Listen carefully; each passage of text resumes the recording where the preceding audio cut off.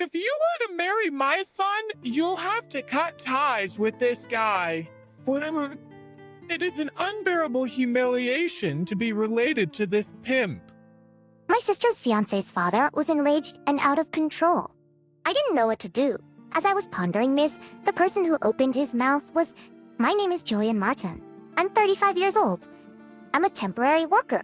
My current assignment was to clean certain floors in a high-rise structure. That day, when I was cleaning the corridor, a middle-aged man and his workers were speaking. I felt bad interrupting their conversation, so I decided to wait there for a while. The rest of the building had previously been cleaned, so I only needed to clean that area, and I was done for the day. Then the man looked in my direction and said, "Who are you? Are you eavesdropping on our conversation?" No, I was just cleaning the hallway. But since you two were having a conversation, I was just waiting here for you to finish. Before I could finish, the middle-aged man raised his eyes and said, "So you're saying we're bothering you, is that it? You're just a goddamn janitor. Why are you acting so cocky?" Then he approached and yelled at me, as if he was going to grab me. Clay, remember the vest. I'm a CEO of this company. He must have felt fantastic after saying that, since he walked away with his shoulders squared. One of his staff glanced at me apologetically. What you doing? But when the CEO yelled him, he hurriedly ran after him. I was disgusted with what happened. I wondered if it was my fault. Functionally, I feel delightfully fatigued after a long day's work, but as I walked home that day, I felt gloomy. Then I received a phone call. Julian, is this a good time? I have something to tell you.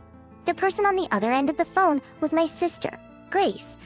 I've decided to get married. Grit even through the phone. I could tell Grace was nervous. Really? Congratulations. I was overjoyed at the happy news. Grace was the only family I'd left. Our parents died in a car accident. I was only 16 years old. My younger sister, Grace, was 8 years old at the time.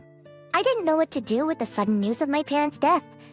At the time, I was still in high school, and it never occurred to me that our parents might abruptly pass away without us. The skek clung to me for a long time and continued to cry, so I caressed her back. What should we do? I felt like I had no idea what I was going to do. I was still in high school, and some relatives offered to take care of Grace, but Grace stubbornly shook her head. I'm going to live with you. I want to stay in this house where I lived with Mom and Dad. With that, she didn't want to leave me. Even for me. I couldn't let go of the only family I had left. "Grace, don't worry. I'll work for you." When I stated those words, Grace's eyes brightened up. Can I continue to live in this house with you? Grace jumped to me and hugged me tightly. "I'll take care of you." Those were the words I kept telling myself. I dropped out of high school and started working part-time. Then I became a temporary staff member and managed to make a living. I'll do what I can too. Grace was still in elementary school, but she attempted to do laundry and cleaning by watching and imitating what I did. She was able to do all of the domestic tasks by the time she entered junior high school, which was really beneficial to me. Hey, Julian, you are back. Today I'm making cabbage soup. We are almost near the payday. She would cook dinner and wait for me to come home like that. She woke up early to do laundry before school and even made me lunch. Then, straight after school, she would return home to study and cook dinner. I couldn't afford to send Grace to cram school, but she was one of the top students in her class. After graduating from middle school, I'm going to work too. I don't want to continue my studies while you're the only one who's working hard. One day, Grace said this to me with a pensive look on her face. She must have felt bad for me. I'm glad you feel that way, but I want you to attend high school and college. Your grades are excellent, and I want you to have a wonderful time at school on my behalf. Oh, I persuaded Grace as if I were begging her. it's my pleasure to see you enjoying school. I added that and she finally nodded her head. Grace entered the best school in the area and was accepted into a prestigious national university. We had a small toast together. Grace, a minor, toasted with juice. "I don't want to put too much burden on you anymore." Grace received a scholarship to attend university and worked part-time in between her demanding studies. Every month, she would give me money for living expenses from her own earnings. This habit continued even after she graduated from college, got a job, and started living on her own. Of course, I refused to accept. We no longer live together, and you have your own life, right? She shook her head and said, "I want to return the favor, or rather, thank you for bringing me up until now. You sacrificed your youth for me." Grace seemed to be filled with remorse for me. I chose to take the money since I thought it would make her feel better. We didn't live together, but Grace and I kept in touch. After I started working, she told me she had met someone nice, but now she was getting married. I looked back on Grace's childhood with nostalgia. I had a feeling that I was going to cry on Grace's wedding day. I was in tears thinking about it. For both families to meet, I was thinking about 2 weeks from now on Sunday. Is that okay? I marked it on my calendar as soon as she said that. And on the day of the meeting, I put on a suit I'm not used to and headed to the restaurant. Grace and her fiancé were waiting there. Grace's fiancé, Jacob Lee, was a nice, fresh young man. It was said that he worked for a trading company. He met Grace through an acquaintance and seemed very polite. The only problem was that he seemed to be a bit timid. While the three of us were chatting and laughing, Jacob's parents arrived. Hello, I'm Grace's older brother. I quickly stood up and greeted them. Jacob's father then looked at me, lost in thought. Indeed, I felt like I'd seen him somewhere too. I stared at Jacob's father. Oh, you are the person from the other day. My memory came back. The man who yelled at me in the hallway the other day. Mr. Lee seemed to recognize me too. Oh, you are that damn janitor from the other day. He sneered at me like I was an idiot. Then, as soon as we took our seats, he started bragging about himself. I own a company on the upper floors of a high-rise building. I raised Elias, but After that, he continued to brag about how much money he made per year, how many people he employed, and so on. You've talked enough about yourself now. After a while, his wife tried to stop him, and the focus moved entirely to us. As if he was conducting some kind of investigation, he started asking about Grace and me. To be honest, I didn't feel good about it, but we told them everything honestly. Except for one thing. Grace is a very hard worker. She's worked very hard and achieved results both during her school days and after she got a job. And she's very disciplined, sending me money every month even though I told her not to. When I mentioned that, Mr. Lee changed his attitude. if you want to marry my son, you're going to have to cut ties with this guy. It's an unbearable humiliation to be related to such a pimp. Both Jacob and his mother were surprised to hear that. Dad, calm down a bit. You're causing trouble for everyone around you. They tried to calm him down, but Mr. Lee seemed to refuse to listen to them. You guys shut up, Urbowski, what? He was so terrifying that they had no choice but to be quiet. I felt horrible for messing up the happy day. I was really sorry. I said something I shouldn't have. Thinking this, I looked at Grace's face, and she opened her mouth in a dignified manner. Mr. Lee, your company is located in a building in New York, right? To Grace's question, Jacob's father replied in an unfriendly manner. Yeah, so what? And so what? Grace asked further without changing her expression at all. Do you know the name of the owner of that building? Jacob's father said with a scowl. How should I know? Should I know? Should I not? Grace proudly extended her arm toward me. Let me introduce you then. This key owner of that building, Julian Martin. In other words, my brother. They all looked at me with wide eyes in disbelief. I was working as a temp and investing at the same time. Apparently, I had a talent for it, and by the time Grace graduated from high school, I had amassed a considerable amount of assets.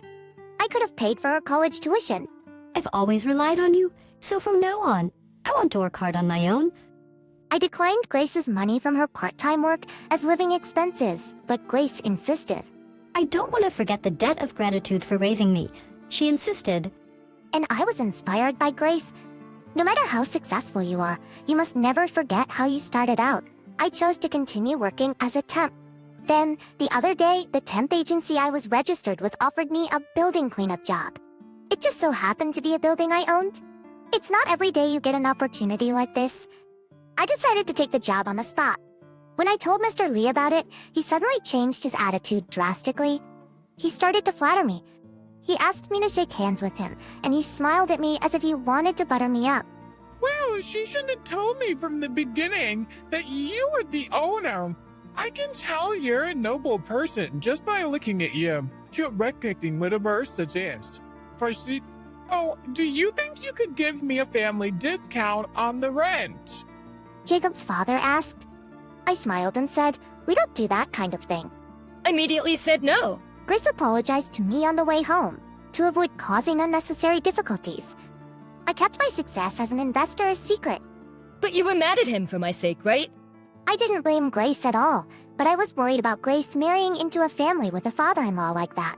Are you sure about this marriage? I looked into her face.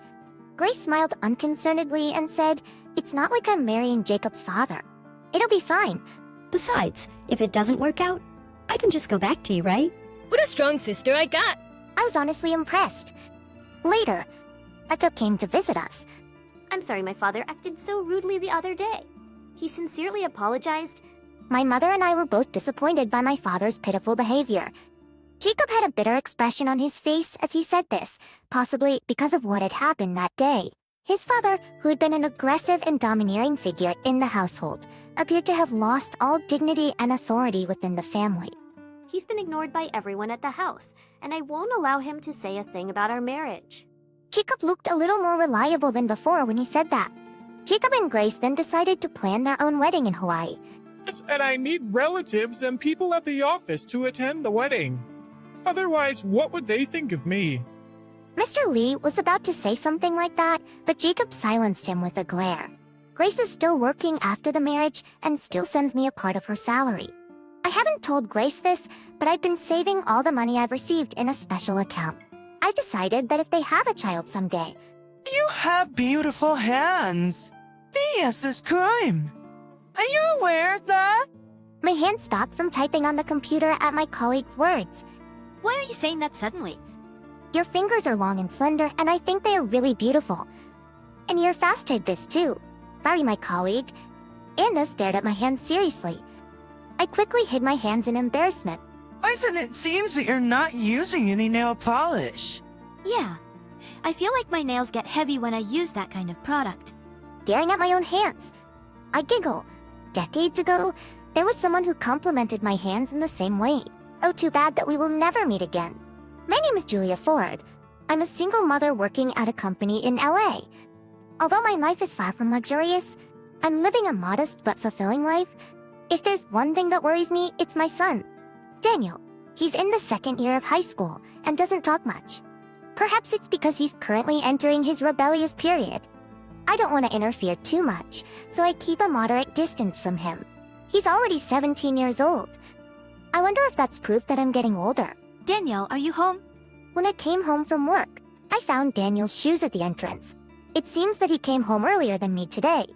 As I was taking off my shoes, wondering if today was a day when he did not have a part-time job, I noticed something unusual. What is that sound? I walked quickly to the living room and opened the door vigorously. Daniel, I've told you not to listen to jazz music in the house, haven't I? Daniel was relaxing on the sofa in the living room. He turned around and looked at me. Oh, you're home.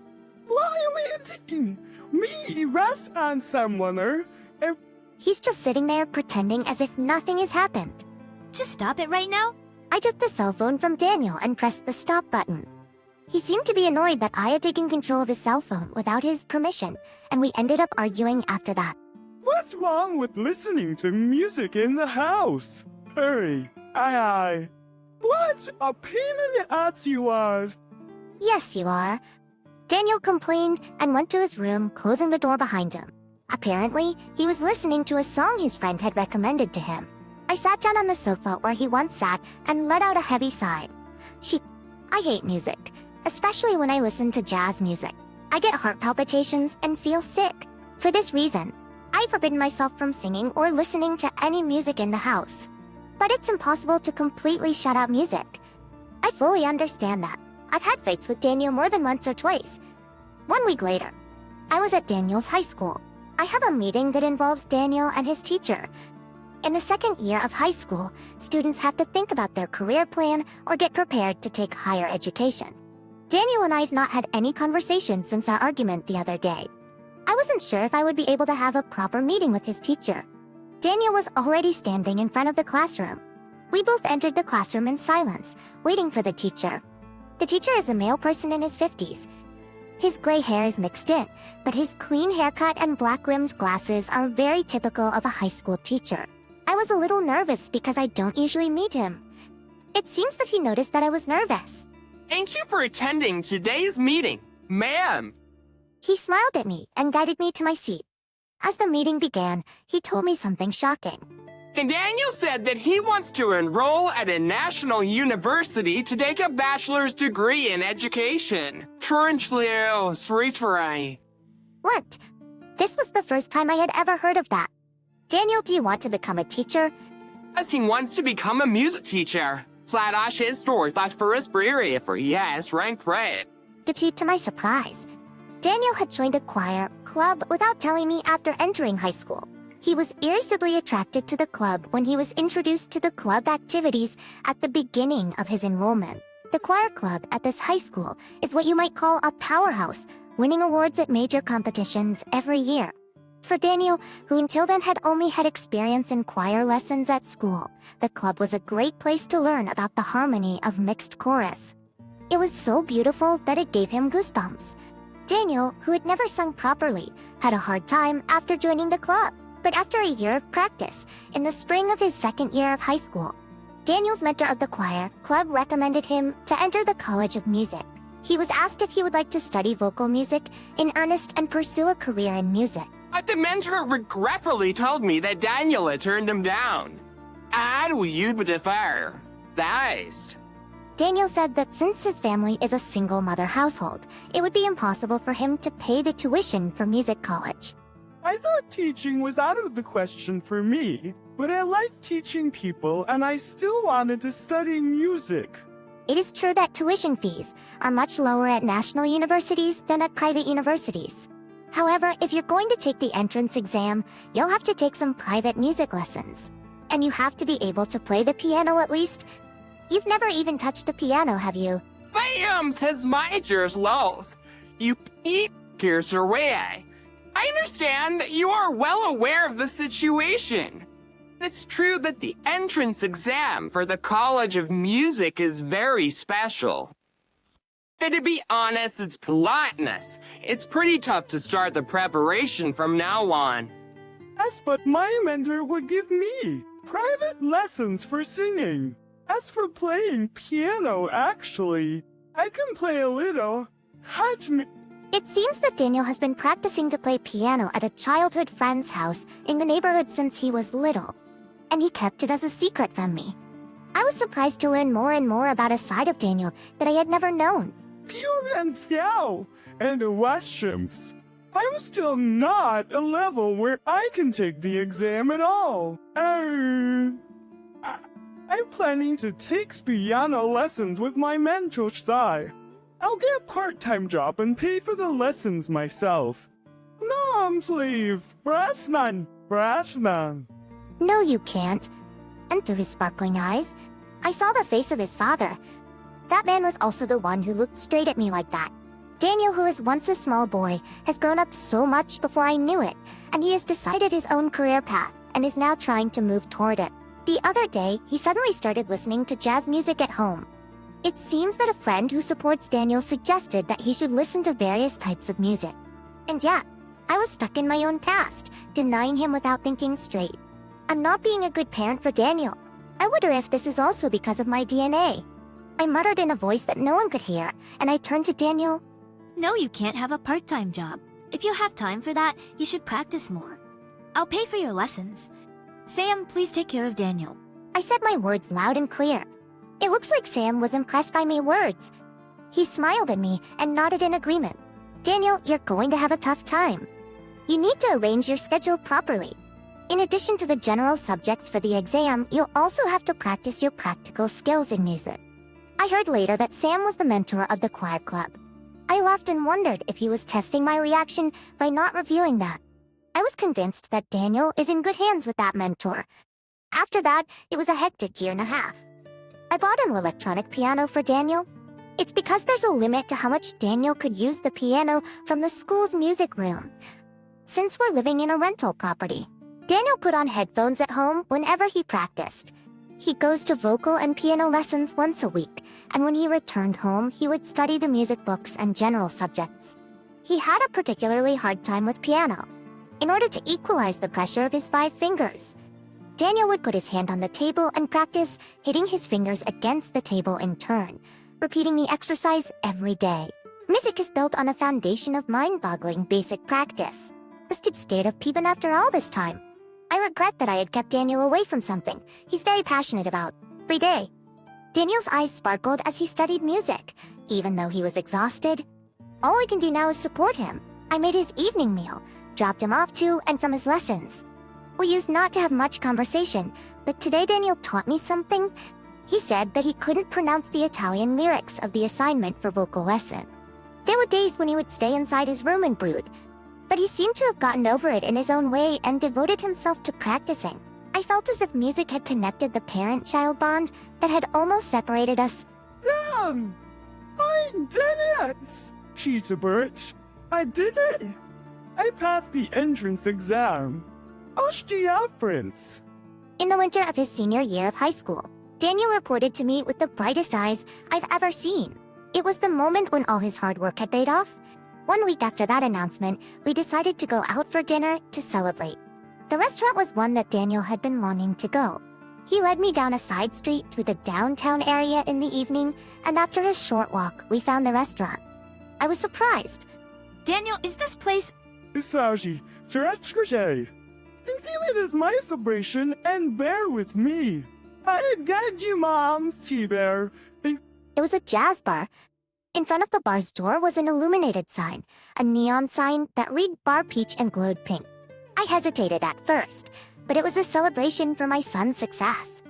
Then, I reluctantly opened the door. The dimly lit restaurant had counters and tables, and we were guided to a table near the doorway. In the back of the restaurant was a grand piano and a drum set. The walls were decorated with pictures and autographs of performers who had visited the restaurant in the past. Daniel had never been to a restaurant like this before, so he looked around the restaurant nervously.